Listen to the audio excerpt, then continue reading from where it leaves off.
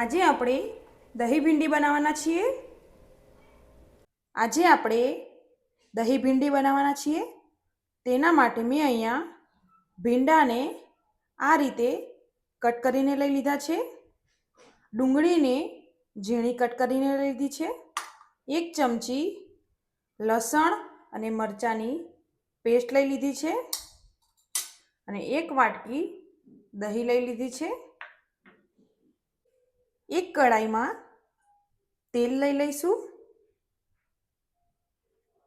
તેલ ગરમ થાય તે પછી આપણે તેમાં ભીંડા એડ કરી દઈશું.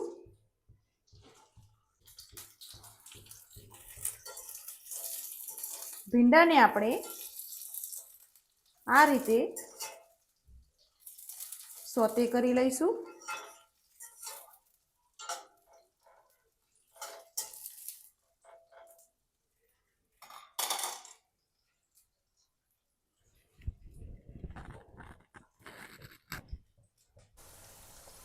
ભીંડા આ રીતે હલકા ગોલ્ડન બ્રાઉન થઈ જાય તે પછી આપણે તેને લઈ લઈશું.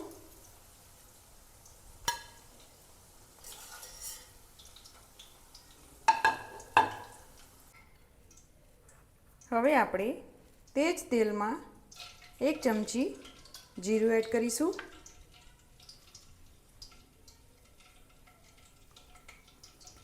1 ચમચી લસણ મરચાંની પેસ્ટ એડ કરીશું.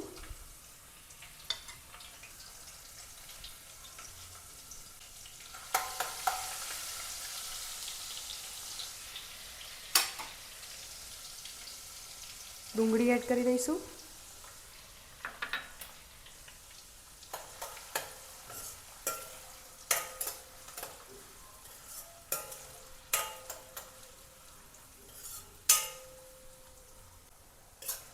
ડુંગળીને આપણે ચડવા દઈશું. દહીંમાં આપણે મસાલા કરી દઈશું. સ્વાદ પ્રમાણે મીઠું, 1 ચમચી ધાણા જીરું, અડધી ચમચી હળદર, 1 ચમચી લાલ મરચું પાવડર.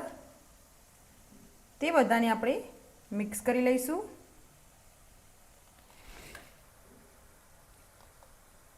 આ રીતે એકદમ પરફેક્ટ રીતે મિક્સ કરી લઈશું. ડુંગળી ચડી જાય તે પછી આપણે તેમાં દહીં એડ કરી દઈશું.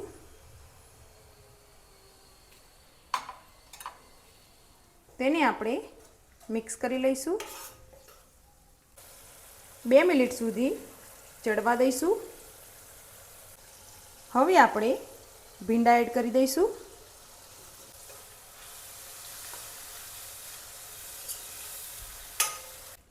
હવે આપણે ઢાંકણ ઢાંકીને ચડવા દઈશું.